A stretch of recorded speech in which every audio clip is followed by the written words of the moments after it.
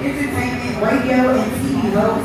You probably heard me on Lit 106 Radio with Autumn Joy Live. I'm on every Saturday, 10 to 3. And you probably see me on Fox 5. So I'm on there, you know, popping in and out on the television. So,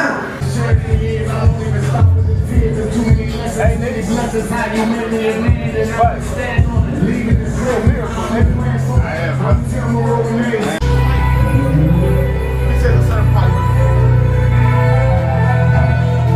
Try not to say too much.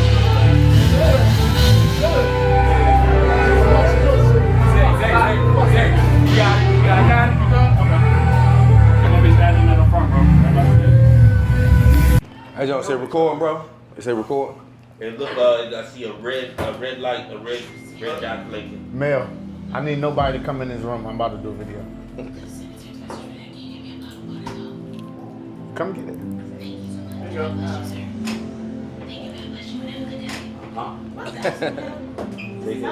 All right, I got you. It ain't gonna shut. It ain't gonna shut. Yeah, this spring on here, they need to It's all right. let a little air out that jam. It's like the kitchen spring jam. They locked that motherfucker. All right, 3, 2. You already know what it is. It's your boy D Floyd, man. We in the smoking section, High Thoughts. I'm right here with the one and only Spike New. We backstage, Pearl Street Warehouse. Man, album release weekend. Album release weekend. What's this, Memorial Labor Day weekend or something like that? Feel like it. I feel like it's a holiday. Yeah, it feel like it's a holiday. It is Man, a holiday. the vibe out there incredible. Your shows generate a lot of interest. You usually put a lot of it, your passion inside your productions. The album just came out today. Let's get straight to it real quick, man. I know you gotta get on that stage. That shit like 17 songs, bro. You had a lot to say, huh? I said, God damn, shit. I had to check to see how long the motherfucker. I said 40 minutes. All right, bet. Let me roll one up, ride. Yeah, but that's why I said, bro, 16 songs, that's just to play for the homies. Like, Yeah. Because I had a lot of things that I wanted to put on this album, but I mean, obviously. Your new nickname about to be Trick Daddy fucking with me. Every song, nigga, I say, God damn, he taking it out of town, out of the country. I'm gonna treat her nice. Yeah, I'm gonna treat her nice. But on the last song. Yeah. No, listen, we gonna get to that. In the summer, yeah, probably. Nah, we gonna, listen, let me tell you something, because it seems to me that you curated the album in a specific way, right? Mm-hmm. At some point, I said, damn, okay, I see a lot of attention being paid to the female demographic, right? Yeah. Oh. And not just in bullshit ways. You got songs like the 1-5 shit that seem to me like it's your swing at bat. Yeah, that's my swing.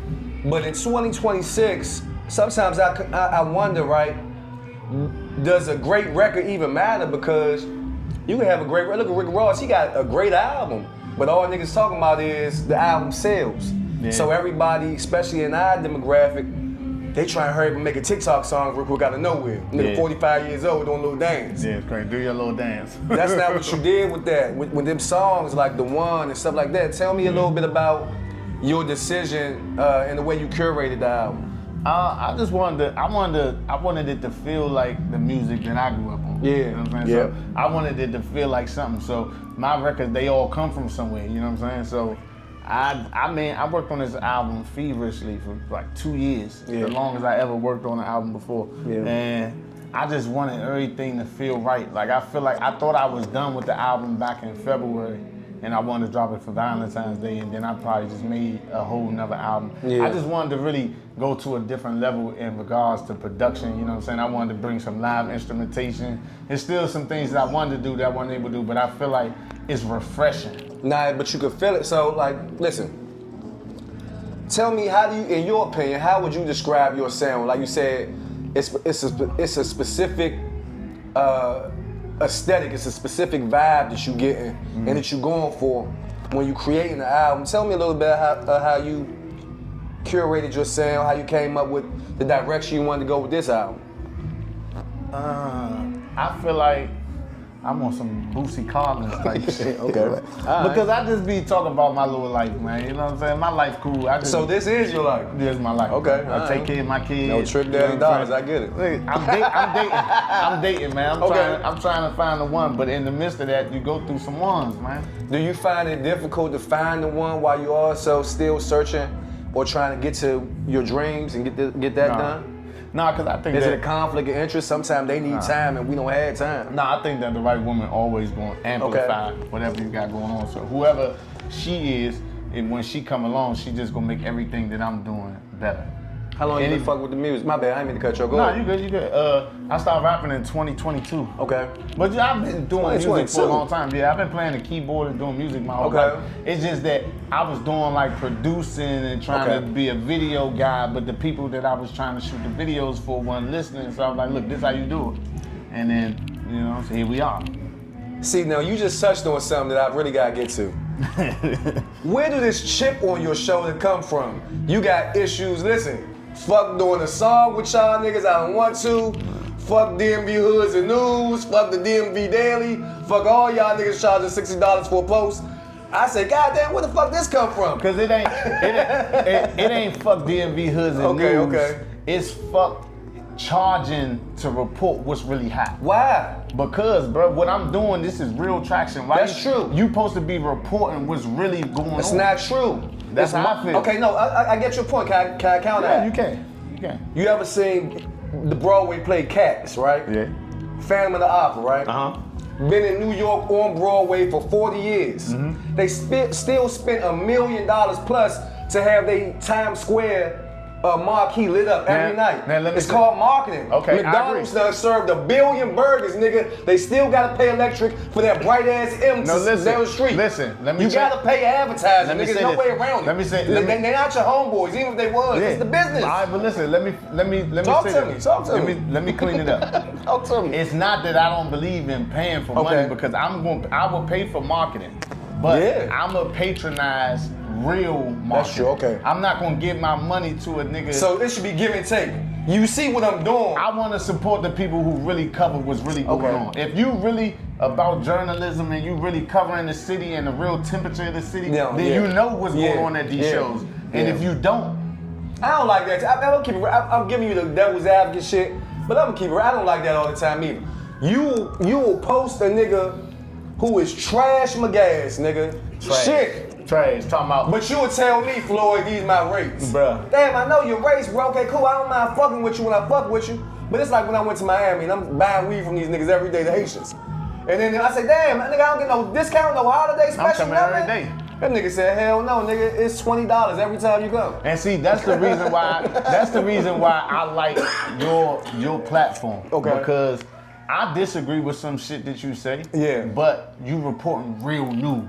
Yeah. It ain't like you up there just, this the hottest nigga in the DMV. I No, never even heard of this dude before. Right, See, right. I don't agree with all not your compromised. I don't agree with all your takes. Cause you MAGA but now. I respect it because it's real news.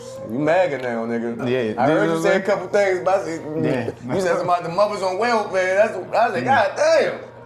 Yeah, man. I come from welfare, man. I'm a welfare. But you product feel of like, welfare. realistically, do you feel like some of those resources that have been maybe abused by our community at times, right? I feel like the resources is set in place to keep people needing resources Even- instead of becoming okay. resourceful.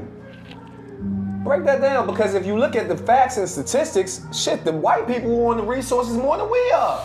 Welfare and all of that shit.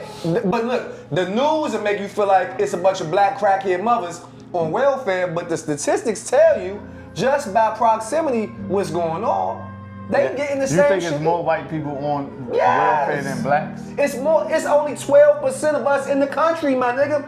Just by the numbers alone, it's more everything. It's more drug addicts, it's more murders, it's more But the thing, everything. sometimes it's not. Except for in jail. It's more of us in jail. Yeah. Now, what welfare do to the white person versus what it do to the black person is different. Two different things. Because of the culture That's real. of a black person. Now, I'm not saying that a white person is going to do better than a black person, but they're going to have more handed to them to they do got something. better. Yeah, they can, yeah. You been handed something and you ain't never had nothing and you struggling, you going to fight to be content. It might make us stagnant and content. Because we spend so much time trying to keep our head just above water. That's real. That sometimes, you know what I'm saying, We'll with take the the culture, the culture takes so much away from the other things that we got going on that you can't focus on that. When you're in that position, you just in there. That's what the trap is. Yeah. You know 48 Laws about say despise the free lunch. Despise the free lunch. Despise the free lunch. It's something to it. So look, so boom. To me it feel like at some point, right? you took a turn with the project, right? Okay, Right. boom. I went down your street at some point. No, but listen, what street is mine? Cause listen, I feel like Bigger Picture was a record that I made with you in mind. Let me tell you Bigger something. Picture and Chemtrails. what they say right here? Tell me about Bigger Picture. Yeah. And I say right there, I say it feels like at that point, the album takes a turn. Yeah, we got some disagreements. I made that video the day that you made the video about the nigga in New York that was Okay. raping people, but you were saying that his name was such and such, but he was doing all this wild shit Yes. out. But it's just the culture, bruh. And like I felt like when you like the way that you was covering it, it made me feel like I wanted to touch that. That's really why I touched it. Yeah. That's why I'm reaching out to you, like, bro, I want you to hit a record, bro, because you inspired those songs. I appreciate that. Now listen, that means a lot. Yeah. So, with shit like Lil Durk, lyrics being used against him, with shit that like what's going on in Houston and Dallas with Yellow Beezy, lyrics being used against him. Look at what's going on all across. Look at shit. They got Keefe D going to jail because of podcast interviews. Yeah, they finally solving Tupac murder because of Vlad fucking TV, my nigga. I mean, I think that you gotta leave certain stuff out of music. But I think that it's unfortunate that that's happening. But at the end of the day, you made a living off of that. That's right. So now, when that come to your door, you can't do nothing but accept it. So that's why you feel the need to put that balance in the music? I feel like I need a balance because, I mean, at the end of the day, when I make an album, I'm just passing through. You know what I'm saying? I'm touching on a little bit of this. I'm gonna tell you about this and this and this, but at the end of the day, it's always a message. There's always a bigger picture to what's going on. Like I want to talk more about that. Yeah. But you don't want to hear that, so I gotta put medicine in the candy. medicine in the candy. I can relate to the instrumentation you used in the album, even on songs like You Gotta Believe Me. The breakdown in that joint it's not a go-go breakdown. No. But to me, it's a bounce beat breakdown. It's definitely a bounce beat. It's the culture. Yeah. I used to call certain type of rap music still go-go music because even though it's not the percussion or it's not the whatever, it's still the energy of DC. Right. Tell me about how this city has contributed to the way you make your music and the sound, sonically. I mean, I'm from the city, and I'm directly a product of go-go, so I think that is a certain type of bounce with my flow and like the beats that I pick, and when I go work with an engineer, I always gravitate to the drums and different things of that nature. So I'm just trying to, you know what I'm saying, just tap into the sound that's from the city, because at the end of the day, I done been to other places to perform, Texas, Atlanta, and we just different than them. Yeah. And when people hear my music, I want them to know I'm from here. Ain't no secret to it. But within the last couple years, your life took some turns. Crazy. That kind of made even what's going on tonight seem unfathomable, right? Maybe far-fetched. Tell me a little bit, if you can, about that situation and how you was able to bounce back in this short amount of time. I mean, if you listen to, I really told myself that I wasn't gonna make no more music about my accident, but it changed me. It made me a better version of myself. So when you get to the song like Stay Tight, you know, I've been talking to a lot of people who probably shouldn't be able to get in touch with me. That's right. Like, when I went through the accident, I was in a dark place in my life, and I allowed myself to get to that place, you know what I'm saying? So being able to make it through that and come out just showed me about the mercy and the greatness of God, you know what I'm saying? And it made me realize the gift that I was, and I was here for a reason, so it just made me protect my space a little bit more. Yeah. What did it do to you? Because if we talking about people that might not have been there like you expected them to be, or wanted them to be. Man, ain't nobody there. There's a whole bunch of people that should be there that they ain't there. But here we have it, you put yourself back out there and inviting the world to come support. Yeah, because at the end of the day, I could confidently say it's no artist from this city that's throwing their own shows with their own money, planning it out for themselves, curating it, producing it, all of that. I'm talking about rap artists. Yeah. You see what I'm saying? I don't feel like it's nobody doing that. Like, and I'm just fortunate to be doing it with good people. Yeah, for sure. Now you got a lot of support. How did the accident change you in any way, psychologically, whatever? I mean, I go outside a lot less. Yeah. I don't abuse the alcohol like I used to. I used to drink a lot. I stopped drinking. I don't drink no more, nowhere near as much as I did then. I might have a little cocktail in there, but it just made me understand that life is precious. And you know what I'm saying? To be able to recover from a broken back, a broken face, a nerve damage like I did, they told me I'm never gonna walk again, and I'm walking and walk. It's just, you got. There you are. Yeah, because it's just like taking it for granted. If you don't make a change, it's like you took it for granted. Yeah. And I don't want that. So, you know, I'm here for a reason, so let me just be a little bit more careful. You know what I'm saying? It showed me how frivolous life was. Last question. You hold the door there? And this might be a question, you know. Listen, you talk about this new deal. Can you divulge any information about this new deal you got going on? I gotta. I don't want to get niggas gonna start calling you, ask you for a couple dollars. Yeah, they're tough. I'm in a very good situation with Big Time Records. And the dude that own it is a dude that's from here named Durs. And he got a lot going on. I don't know if I'm tipping or what by saying it, but he got a lot going on. A lot of motion. He got a lot going on with Empire. Okay. He got a lot going on with the label TDE. He got a lot of. He got things that could really put artists in position. So right now, I think that it's all about the positioning. You know what I'm saying? Obviously, the label gave us a couple songs because of the dude Keno. He's on the label. Okay. They gave me that song, All For You. They gave me that song. So you know what I'm saying? Right now, we're just working, but it's about how can we make it mesh together, because I'm such an independent person. Like, how can we make it work together? But it's definitely, I think that the next album will probably be that album. Hopefully. How long you want to do this music shit? Oh man. And I feel like as long as I care to speak on the temperature of what the culture is. Like, I just feel like sometimes it's like you got a lot to say about things. And I feel like when you say it enough, it's over.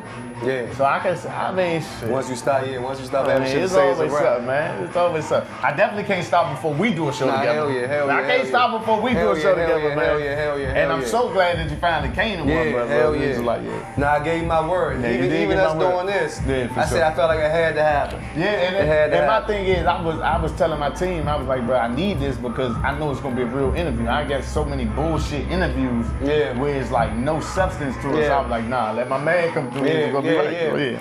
Anything that we didn't cover that you want to touch on? Pause. Super pause. Man, I just wish that people would wake up and see what real motion is. Are you but are you okay if they don't locally? Like for me as an artist, right? I have gotten in my mind that my next step, nigga, is to overseas. Yeah, but because they'll love you back home when you make it everywhere else. Oh man, DC's on. I done gave out 5,000 turkey sandwiches. I done helped all your kids get through school. I done did everything. I done fed the homeless, cleaned up your neighborhood. You do everything. But if I get famous somewhere else, now them DC's on. Yeah, now you love me. I feel like these people, I just feel like they love you. They can love you, but you just gotta. I don't know what it is about the DMV. It's hard to make it. You gotta die, or somebody else gotta love you first. You gotta die, or somebody somewhere else gotta love you. But I feel like that could change, man. Yeah. But it's hard. It is hard. But the DMV is one of the hardest markets to market in. Yeah, but building anything, because it's so many niggas that's gonna come against you and not enough niggas that's gonna go with you. Like when I go to Atlanta, when I go to Texas, when I go to different places, it's like open arms. It's embrace. And here, it's like, pay me this much for a feature. I'm like, you can't even pack a show. you only ain't got an album out, and you talking about a fight for a feature. Like, come on, bro. Like, let's work together.